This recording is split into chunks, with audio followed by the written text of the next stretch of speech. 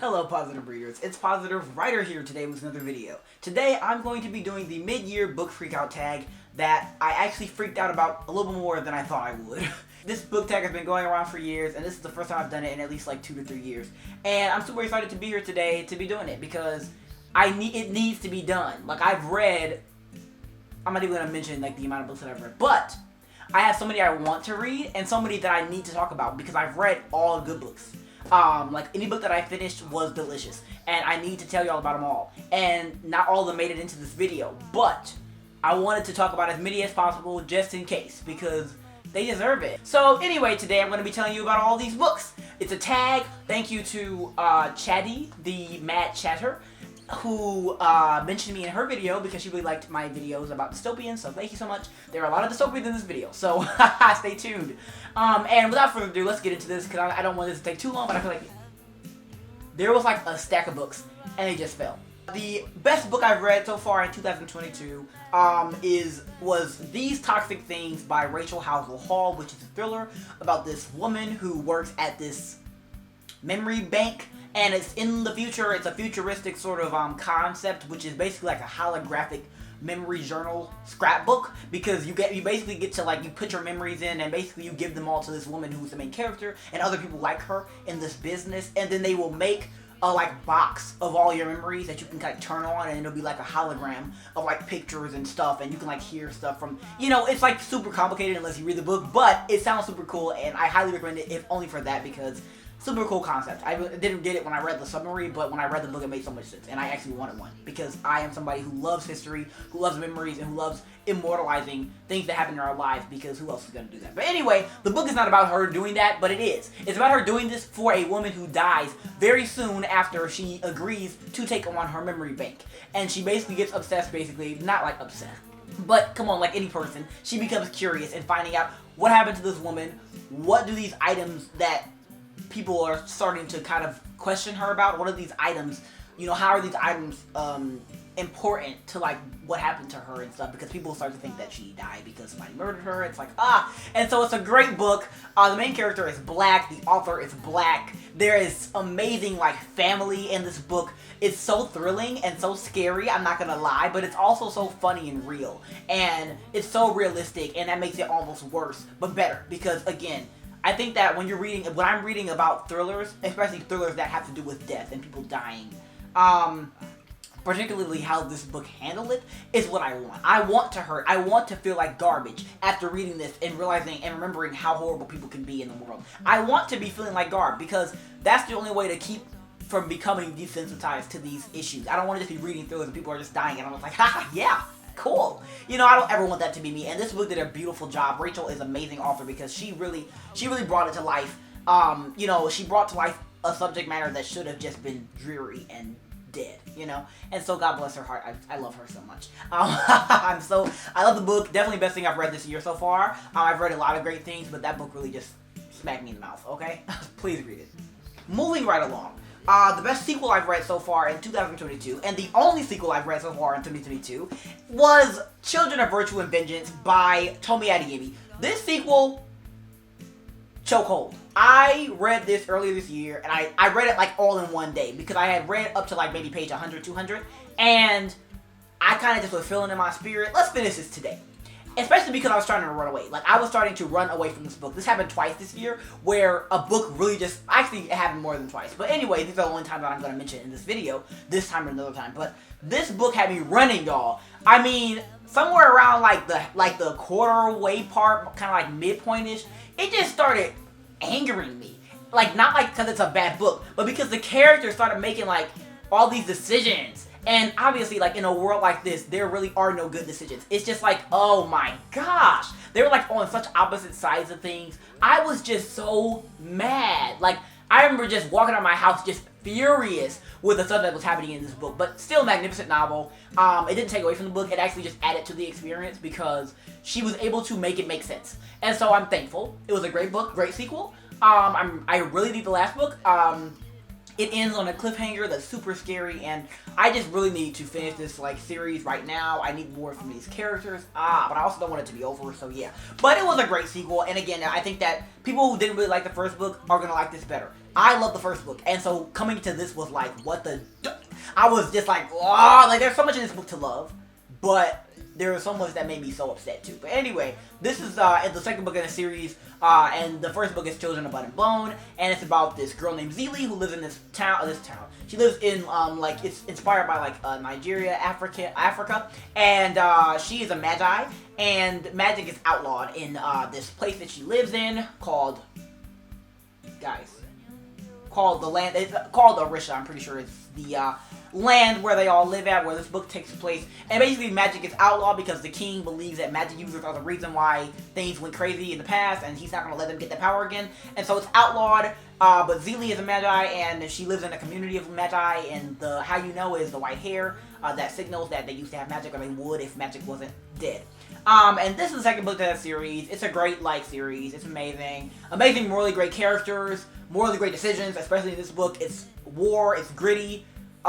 It's so much, but it is worth the read. Please read it. New release that I have not read, but I want to. The Blood Trials by N.E. Davenport. I went to Books A Million a couple days ago, and I love this cover so much. Every time I see it, it makes me, like, want to just... I love it. It's a great cover, and I need to read this book. I just found out I had it on a Kindle, probably because I requested it from NetGalley, like, months ago and forgot.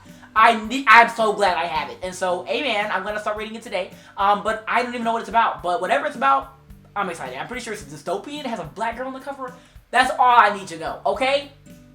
Flat out. Most anticipated release for the second half of the year is A Gleaming Shard of Glass by Sowon Kim, which actually came out on Saturday. I'm posting this in the new week, but I actually just interviewed this author, and I posted the interview on the day that the book came out. So technically, I'm kind of off with this, but I wanted to mention this amazing novel because I interviewed the author. I've been following this book since I read it. I had the pleasure of being able to read an art copy before the book's release, and I love the book so much, and you need to read it. It's a middle grade dystopian. When have you ever heard of that? It's a middle grade dystopian, and it's about this girl, this 12-year-old girl, who is basically in this, like, society where your expertise, like, in school, particularly, like, middle school age up to, like, high school age, is basically, like, your worth. If you turn out to be somebody who cannot, like, vibe in a school environment, you can't vibe at all. They don't want you in the society. Like, you are sent to a prison called Alcatraz, and we don't even know what happens there. There are rumors, and it's not good. And, you know, it's all in this one enclosed space because outside the place, it's, like, not safe. They're telling people not to go out there, and so it's like she's trapped in this place. And basically, the entire book is about searching for freedom and what freedom even means. And, you know, how far we have to go as a society before it's okay to break rules because people are just acting crazy. Those type of questions are the ones that are answered in this magnificent novel. For a middle grade book, it is so deep and so amazing, and while also being so hopeful and cute. And I love the book. Please read it. Please follow Sowon on every, like, platform. She's amazing. I love anything about this book. I'm so excited to read it. And yeah, that was my, like, spiel. I need to make, like, my book chat on it. I will be doing that soon. Trust me, just wait a second. I will do that. The biggest disappointment, I don't like that because I no longer read books that disappoint me. If they start to disappoint me, I'm not going to read it anymore. And so I don't even have something for this. But I changed the question, rather than skip it, to hardest read. And I thought it was going to be Children of Virtue and Vengeance, but I actually think it was an amazing book entitled Break This House by Candice Iloh. I hope I'm saying your name right. I love you. But this book, I was fortunate enough to receive an advanced reader's copy. And I literally, wow, like, look at this. It seemed like this book would, like, you would just fly by it and it'd be fine. I read this book in one sitting, y'all. One like, day was how long it took me to read this book, like, less than a day, because I started reading it kind of, like, halfway through the day already. And this book just broke me apart. It was so hard to read this, because this book is about a girl who has lost her mother, and her whole family is about to have, like, this family reunion. They've had family reunions, like, every single year, but because she's moved with her dad to New York, her family back in Michigan doesn't really talk to her, and she doesn't really talk to them either because her and her mom didn't have a good relationship at all, and no one really wants to admit that, and so they don't even mention her at all. Not even the dad. The dad does not relay any information until they're having this family reunion and they want her to come back, and she's like, no, but she goes back. And I mean, this book was just so hard to read because this book is set in New York first, and then she goes back to Michigan because her family's having this big thing.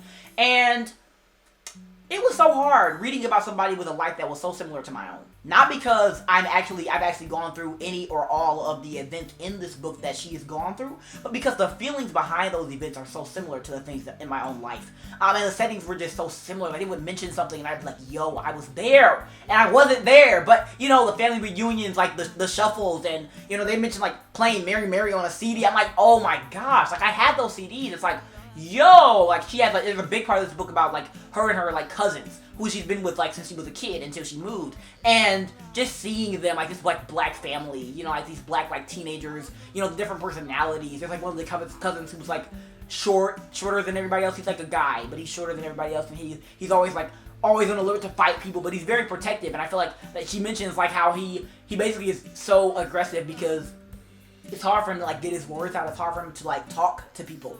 Like, different stuff like that just really struck a chord with me, and I didn't expect it, and so it was hard to get through because the pain in this book is so real. But that is what made me want to plow through, because I had no idea how close, not even how close this book would be, but how close this pain would become to my own life in this year.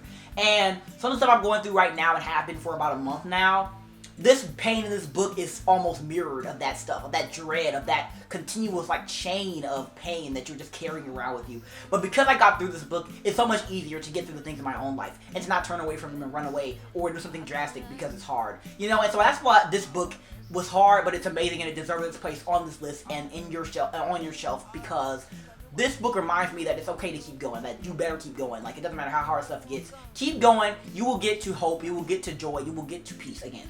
And you just have to believe that. You know, you have to have faith. And so, yeah, I mean, pick this book up. It's super good. It's like, and you can read it so fast, but it's just like, it's gonna leave a mark on you, and you're just gonna have to, like, deal with that. But it's a really nice mark. It's a really important and amazing mark. Next one is the biggest surprise, and this surprise is Subversion by Ruhi Parikh. I reviewed this book on this channel, and I've talked about it many times after that because I love this book so much. It's a young adult dystopian about this girl named Blair who is basically, like, staying with her family in this really dilapidated part of Washington, D.C. because she and her family are poor.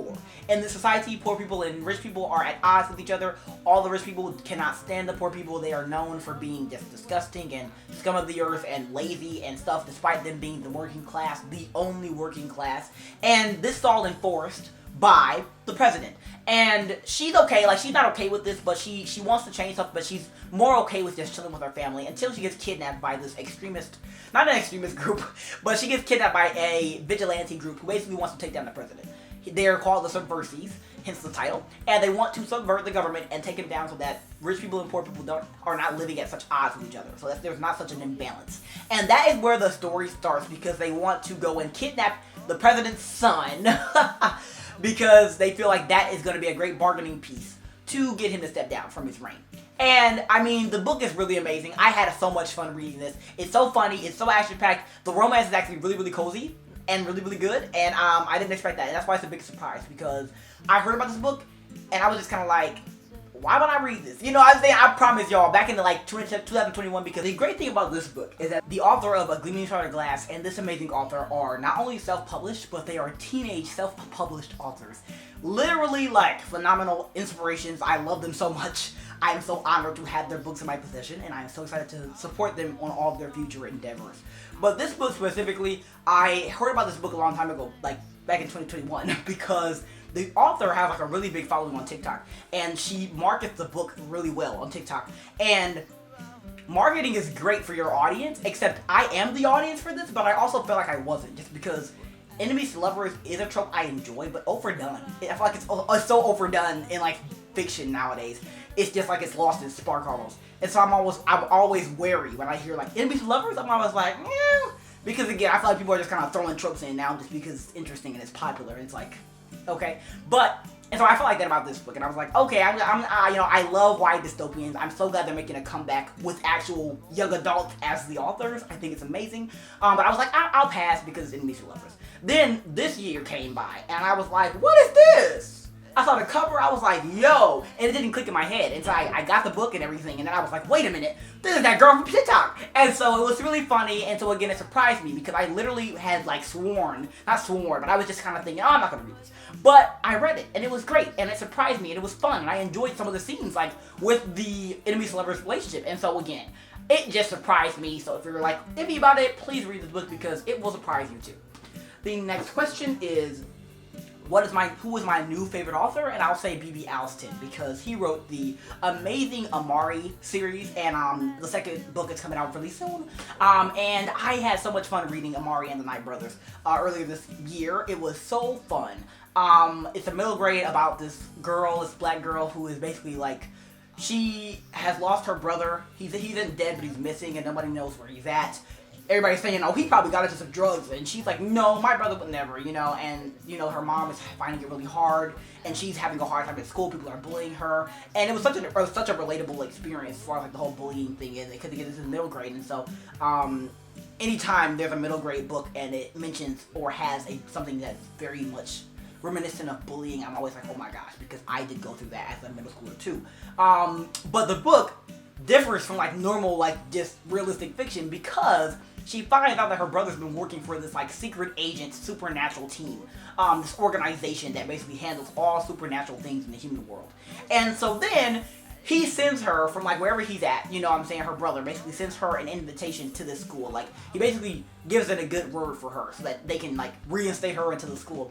And she does it. And it's, like, an entire crazy journey, and it's great, it's fun. There are, like, great friendships in this book. There's, like, plot twists, and like, it really made me like, oh, it was crazy. It's action-packed. It was so fun to read. And so B.B. Alston definitely has my vote. I love him. And I'm excited to read everything else that he makes. The next question is, who is my newest fictional crush? I could not think of one that was from a book that I've read this year, but I've not mentioned already. And so I'm going to change that to my favorite, newest relatable character, because I feel like it's kind of hard sometimes for me to find characters I really relate to. And I found one. I found Jason in the Tindoria Chronicles, specifically the first book, The Prisoners of Thornbrill, by Hannah Pennington. This is a fantasy book. It's an amazing, like, young adult, I'm pretty sure, fantasy book, and it's so fun to read. It reminds me so much of, like, Narnia. It's about this brother and sister, and, like, in Arizona, and when they're, like, really young, the sister, she literally, like, finds a dragon egg on, like, a camping trip, and she keeps the egg until it, like, hatches and becomes a dragon, and then she raises the dragon, and then her and her brother are transported to this crazy fantasy world, where this dragon is really wanted, and they're wanted, and there's a prophecy, and what's going on? And it's so fun. There is such a great mix of, like, real-life humor and fantasy, like, drama and fantasy, like, epicness. It's such a great, like, mix of those things, and I thought it was so great. And again, specifically Jason's character is so relatable. Like, again, he's in, like, a fantasy world, and he's, like, joking, like, telling people, like, his name is Elvis. It's, like, so funny. It's so funny. He's like, oh my god, she ruined my shirt, and I love that shirt. Like, I was really related to him because I feel like in, like, fantasy books, it can be so, even, like, it's urban fantasy, it can kind of just be so serious. Like, oh my gosh, we're in a fantasy world. Like, they took this and ran with it. Specifically Jason, he literally is still, like, the same bubbly, like, cozy, funny king, and I just really related to that. Just kind of being that, like, goofy person in the group. Like, I really related to that, and so I had fun reading his character for sure. The next question is kind of the same thing, but not really.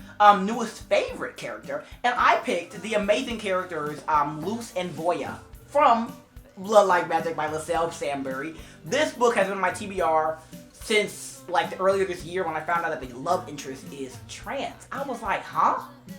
Okay, and so I read, like, the entire sample on Amazon, and then I waited months before I got it at my library, and now I finally have it, and I'm going to finish it soon. You're probably going to be seeing another 12-hour or 24-hour readathon from me soon, because I need to finish so many books, in addition to my current Divergent read-along thing I'm doing, and so I'm doing a lot, but we're gonna do it. It's gonna be great. But anyway, Voya and Luce, or Luke, they are really amazing characters. Voya is the main character. She's always a hardcover. She's really cool. She's this, like, really bubbly, like, emotional person who's, like, really indecisive and can't make really decisions by herself. She finds that hard. But she's amazing. You know, just being inside her head is so funny and so relatable and so real. I just love her. She's so sweet. I think that protagonists, particularly female protagonists, haven't been sweet in a long time. And I think that her character is so fiery. Like, she has such a fire about her, but she's so sweet, too. Like, she'll, like, say sorry. She'll, like, cry because something's emotional. And, like, that's so relatable. Like, I am that person. I understand that. And it's like, oh, and I know people like this. And it's like, like Liselle is such a great like writer of realistic, like, cause she does a great job of being emotional, but she does a great job of being like so funny too, and like it's like an amazing family like thing going on, and she really loves her family. She loves living in the same house as them, all the chaos that ensues. I am that person. She loves food. I love food. I love her, you know. And Luce is her love interest, and he is basically like this guy who works at like this place called New Gene, which is like this new age, because this is like futuristic. This isn't like, this is further in the future, not too far, but further. And he like works at this New Gene place, which is basically as like a, he doesn't work, he works there, but he is a sponsor kid, along with these other sponsor kids for the guy who created the company, because, yeah. And so he's like this antisocial like guy who like has horrible ratings on the app because everybody can't stand him, and he doesn't want to talk to anybody. He's like standoffish, but I relate to him too. So obviously I'm kind of answering the last question with this question too. But anyway, Luce is literally me in high school, like beanie wearing, like hoodie wearing, like antisocial because he's afraid that people are not gonna like him or gonna judge him too much. I am him, and so I just love them both. They're such great characters, and I love this book because it just has a great like, it does a great job of just unfolding the characters amazingly, not only together, but apart. And so, yes, those are definitely my favorite characters that I've read this year so far. I love them, okay? Wow. And they're both POC, too. Like, Voya is black, and Luce, I'm pretty sure, is Mexican. And so, I just... Liselle Sambury, y'all. Please read her books. What's a book that made me cry? I reread We Were Liars back in March. I finished it on the day of my birthday. And, y'all, I thought I wasn't going to cry again because I already read it like 6 years ago, but no, I cried my eyes out. It is such a great book, y'all. It's so short, and it's so beautiful, and it's written so well, like, it's written so originally, like, it's so unique. You know, the sentences are short, the chapters are short, you know, the expressions are so vivid, and, oh, I love the book so much. There's so much I love about it, and there's so much about it that I'm still inspired by, and I cried my eyes out again. I didn't actually talk about what Blood Like Magic was about, but I also was kind of just talking about the characters, but We Were Liars I will talk about because I'm talking about the book here, and it made me cry for a reason. But I won't explain that reason. I'll just explain what the book is about. It's about this girl who is a part of this family of Sinclairs. The Sinclairs are this rich family who have this beach house, these beach houses in a beach town in a beach state. And they are, they basically are just this really crazy rich family. But they are very tumultuous. They have a lot of problems, a lot of secrets, and they kind of act like none of them matter. But the book specifically is about her and her friends slash siblings slash cousins. They're not her siblings, they're her cousins. As well as this guy who's like a family friend cousin, but it's not related to them.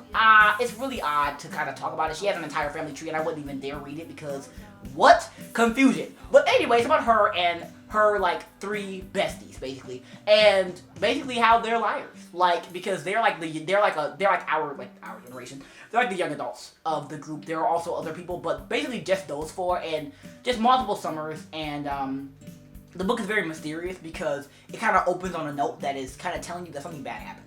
But she can't remember what happened, and so she's an unreliable narrator because the way she recalls things isn't how it happened all the time. And so basically the whole novel is just unfolding and telling us what really happened. And oh, the book is so good. Like, I remember reading it again, and I'm like, yo, the reveals, even though I already knew what happened, the reveals, the way that they, Lockhart is talented. I read another one of her books. She's talented. Please, follow her. And it's so funny because the book after this, I'm going to be making a whole video that mentions both of these books because they have similar vibes. And you'll find out in a second. Because the next question is a book that made me happy.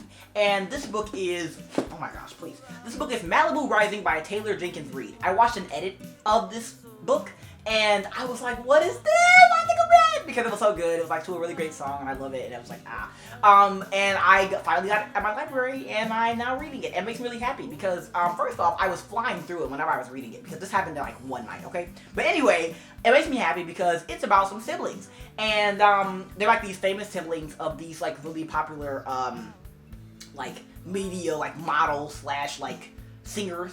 Like the dad is a singer, the mom, the mom kind of was like a model or something, and they're basically famous, and all the siblings are now famous too. They're all adults, and it kind of just goes through all their points of views, and also the points of views of their mother and father back in the past, and it kind of just tells a story of what went wrong in this family, what has gone wrong, and how wrong things might get. I am not over. I'm not finished with this book yet. But it makes me happy because the scene that I finished on, I'm pretty sure, was a scene with the siblings just being cute together, because I think that's something I don't see enough, are siblings in books, period, but siblings that are adults in books. Because I think that there can be like a preconceived notion that once siblings grow up, they don't like have that bond anymore, and they like don't want to talk to each other and all that, and I hate that, because like, no, if that ever happens, I'm gonna have to talk to God about that, because no. And so I love to see that in books. I love to see it like change. I love to see the unique perspective of siblings actually having some fun together in like a book. And that's what this book does, because this book is it takes place probably over the course of like an entire day, notwithstanding the actual flashbacks and all that, but it takes place over like a day, because they are having a like annual party, and so they are going to go to this one sibling's house, and then all the famous people are going to come over there, and something big happens. They actually tell you that right when it starts, kind of like We Were Liars. Something happens at this party, and we don't know what that is, but we're going to have to read to find out. And so, I mean, it's just great. I love the mystery of the book, and I love the banter between the siblings, and just how their characters are unfolding individually, but how they have, like, the bonds they have with each other. And I'm so excited to keep reading this. It makes me really happy, so, yeah. Talked about that one for a long time. The next one is, what's the most beautiful book that I've bought or received? And, that is this book. I will say that this is the most beautiful cover. Not even like the most beautiful cover. I have a lot of beautiful covers, okay? But this is one of the only ones I've actually bought myself. And, not even bought myself. Somebody bought it for me, my sister, and I really appreciate that. Thank you. But this book, I literally saw it on a shelf. It was like sitting like this, and I was like, yo. And I immediately knew it was a dystopian. I immediately wanted it. It was between this and another book, which is on my bed right now, and I'm going to show you that in a minute. But, look at this. It's beautiful. It's my favorite color. It is blue. It has a city on it. The letters are beautiful. The key, the Tafir, it's just like the title speaks for itself, and I love it. Also, the back. And I mean, I love it. I love the layout of this book. The actual like layout, like it's hard to pick up and hold because it's bound so well together, and it's a new book also. But I love it. It's beautiful to look at. I love it. So yeah. And now we have the final question, which is, what books do I need to read? And now you're going to get a montage of me holding up every single book that I got from the library, every single book that I've bought and haven't read yet, but I'm really interested in reading. Just a whole bunch of books. So stay tuned for that, and you're gonna I'm gonna play like some really fast music so that you understand how ridiculous this is. But we're gonna get there. Wait and see.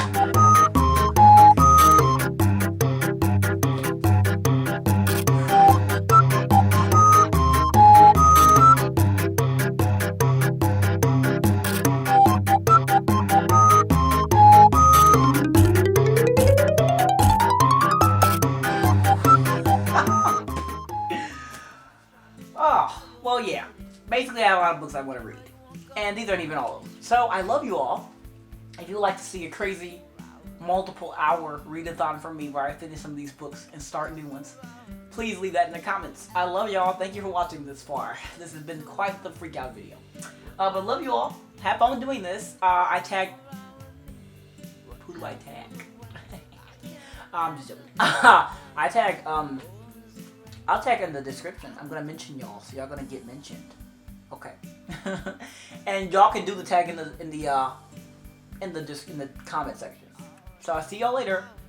I gotta figure out how to get these books off of me. Peace out.